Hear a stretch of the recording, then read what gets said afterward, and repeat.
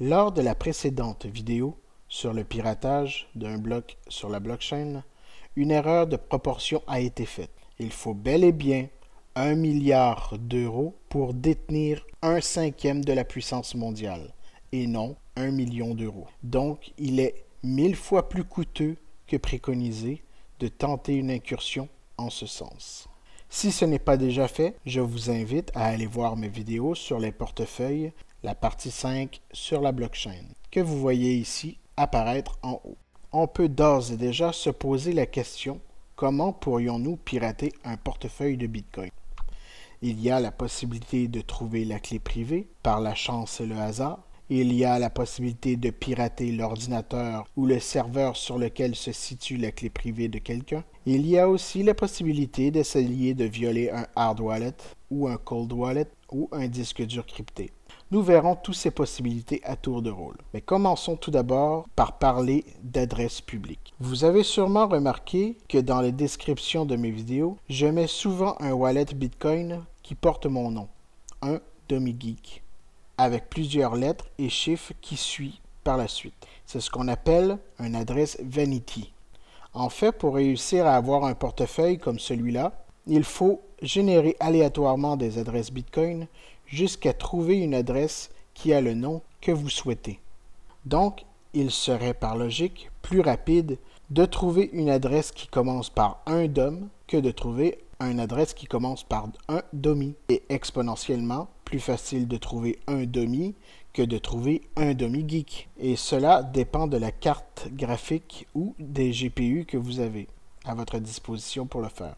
Moi, j'ai généré cette adresse avec 3 1080 Ti et ça m'a pris exactement 36 minutes pour la trouver. Mais j'ai été extrêmement chanceux, car normalement, ça prend 1 à 2 jours avec cette puissance et ce nombre de cartes. Ce qui veut dire qu'il serait possible d'essayer de régénérer exactement la même wallet que moi et trouver mes bitcoins ou aller sur la blockchain et s'amuser à générer tous les adresses publiques aléatoires et tomber par pure chance et hasard sur une de la liste. Mais une adresse publique comporte 32 caractères et je vous parle de 1 à 2 jours pour trouver une adresse qui en comporte 8. On ajoute exponentiellement pour trouver 9, 10, 11, 12, 13, etc. caractères. Donc, pour retomber exactement sur la même adresse que moi, cela prendrait des millions d'années. Avec une ferme de minage complète dédiée juste pour ça, on pourrait peut-être descendre à des milliers d'années, voire des centaines d'années. Soit on est chanceux et on gagne à la loto interstellaire, 1 sur des milliards de chances, soit on serait mort avant de le trouver. Si je vous disais qu'en fait, la liste de clés privées des portefeuilles de Bitcoin n'est en fait autre chose qu'une plage de valeurs bien définie. Aussi facile que dire 1, 2, 3, 4, et si je prends 1 et que je la dérive mathématiquement et que j'arrive à une adresse publique de Bitcoin, je peux y accéder. Donc, on pourrait faire un logiciel qui pourrait boucler dans toute cette plage et essayer de trouver un portefeuille ayant un solde supérieur à 0. Et dès qu'on la trouve, notre robot improvisé pourrait s'amuser à vider les comptes au profit d'une autre. Cela reviendrait exactement au même résultat que la précédente méthode des milliards d'années, qui dépendent en fait du nombre de calculs que tu peux faire à la seconde pour arriver par chance à tomber sur un wallet ayant de l'argent dedans. Dans notre cerveau humain étriqué, on se dit « Oui, mais c'est possible. » Mais possible ne veut pas dire qu'on va y arriver. Qui serait prêt à gaspiller du temps pour chercher une chimère? Et une autre chose, pensez-vous vraiment qu'il n'y a pas déjà des milliers de hackers sur le projet? Si ça s'était fait de cette manière, on l'aurait su, car la nouvelle se serait répandue comme une traînée de poudre. C'est d'ailleurs une autre raison. Si un hacker trouve par miracle un portefeuille de 1000 bitcoins, par exemple, que doit-il faire? Moralement, on va lui dire « laisse-le là ». Espièglement, on va lui dire « prends-le ». Dès qu'il y touche, c'est une course contre la montre. Avant que les news se répandent sur le larcin, et il doit l'envoyer sur un exchange, le changer en fiat, avant que le cours ne s'effondre. Et même si le propriétaire légitime ne se rend pas compte et que personne n'est alerté, il faudra sortir cette crypto en argent. Et pour le faire, à une somme pareille, il faut passer par des exchanges. Et qui dit exchange dit identité obligée. Et qui dit compte de banque pour recevoir tout ça. À moins de trouver un acheteur privé honnête ou douteux, qui acceptera de reprendre les 10 bitcoins, et même s'il y arrive. Je vous rappelle que toute transaction sur la blockchain est publique, ce qui veut dire qu'on peut suivre jusqu'où il va. Et ce, même s'il se split en 200 pour revenir en 40, pour se resplitter en 5000 transactions, pour revenir en 10 et faire la danse de la cucaracha. Et un simple robot de tracking pourrait remonter la piste trop facilement et découvrir par quel exchange il est passé. Ensuite, la police, avec un mandat, demande l'identité du compte et après, on demande au provider les IP et on demande avec un mandat au provider VPN d'aider. Bref, rien n'était possible. Donc, soit il a passé par un exchange et il va finir par se faire gauler et il va finir par se faire pincer, soit il est passé par un acheteur et là, c'est l'acheteur qui va se faire défoncer avec ses tokens salis. La seule méthode serait de passer par des exchanges non enregistrés en une multitude de faux comptes pour ensuite emprunter des monnaies exotiques qui ne traquent plus les transferts et revenir en Bitcoin. Mais là encore, il y a des traces, les IP qui sont laissés chez les exchanges, les VPN, les gateways. Bref, on peut remonter jusqu'à la personne. Aïe aïe aïe, caramba, pas facile la vie de pirate. Si c'était si facile, tout le monde le ferait et le Bitcoin ne vaudrait pas 55 000 $ US aujourd'hui. Pour pallier à la problématique de la chute du Bitcoin, si on venait à apprendre votre larcin, ce serait de pirater un ordinateur de particulier ou un serveur d'entreprise mal protégé. La faille de sécurité se situe maintenant non pas au niveau du protocole Bitcoin lui-même ou de ses prouesses mathématiques qui rendent la résolution des problèmes cryptographiques extrêmement longue, des milliards et des milliards d'années, comme je disais tout à l'heure.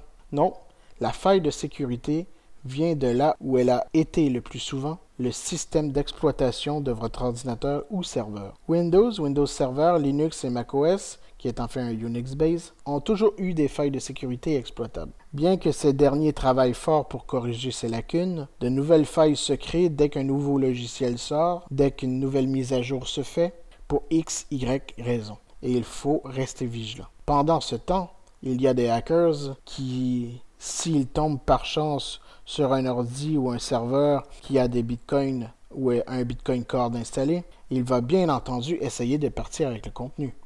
C'est pas si facile que ça, car bien entendu, la plupart du temps, le propriétaire d'un Bitcoin Core n'est pas un néophyte et il a pensé à crypter ses clés privées avec un mot de passe.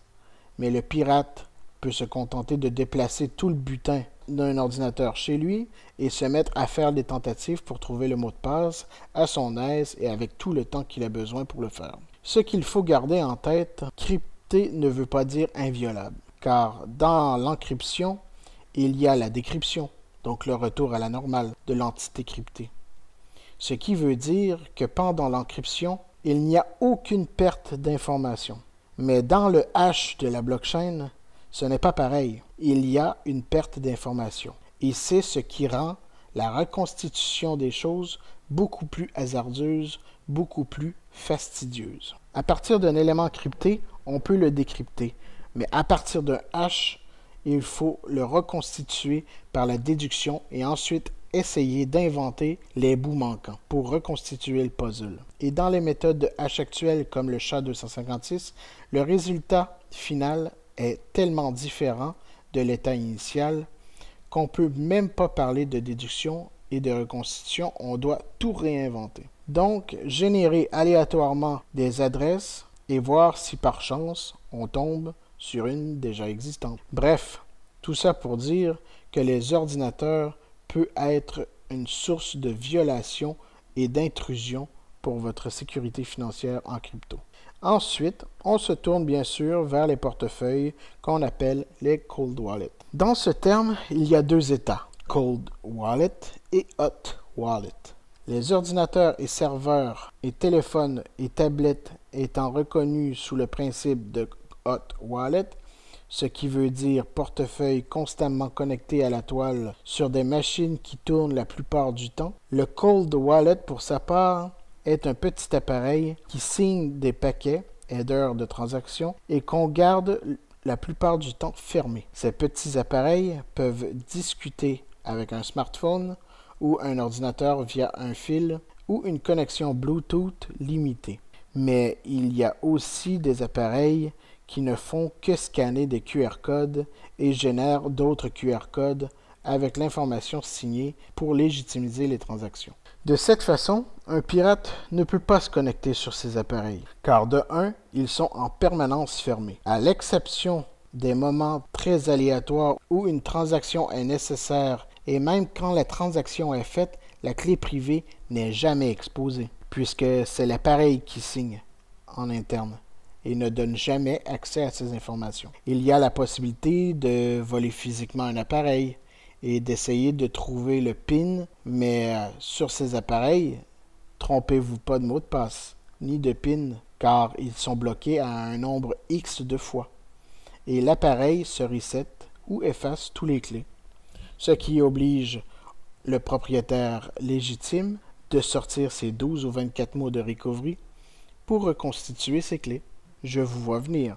Effectivement, il pourrait tout simplement me voler mes 12 ou 24 mots de récupération et se créer une clé avec, ou même la dériver à la main et se retrouver avec tous les clés privées de la plage. C'est pourquoi on préconise que les gens doivent immédiatement mettre ces mots en sécurité, ne jamais l'écrire sur un appareil électronique comme un ordinateur ou une tablette, les écrire à la main sur une feuille de papier et aller le porter dans un coffret de sécurité à la banque ou dans un coffre-fort à la maison. La plus grande sécurité serait votre tête, car des mots, ça se retient. Mais la mémoire est tout de même une faculté qui oublie. Et ce serait peut-être un peu trop risqué d'oublier un seul mot et ne plus jamais revoir votre fortune. J'espère que cette vidéo vous aura plu et que vous aurez appris beaucoup de choses à travers elle. Bientôt, je ferai une capsule sur les fameux 12 et 24 mots de récupération. Qu'est-ce que c'est? Comment ça fonctionne exactement? Ce sera sûrement une vidéo un peu plus technique que celle-ci, mais je vous promets que cela sera intéressant et accessible quand même. Donc, pour le piratage de la Bitcoin, tentative numéro 2, risqué et non concluant. Nous nous retrouverons pour un troisième volet, pirater les propriétaires de Bitcoin. La plus grande faille dans le monde de l'informatique est l'individu. À la prochaine.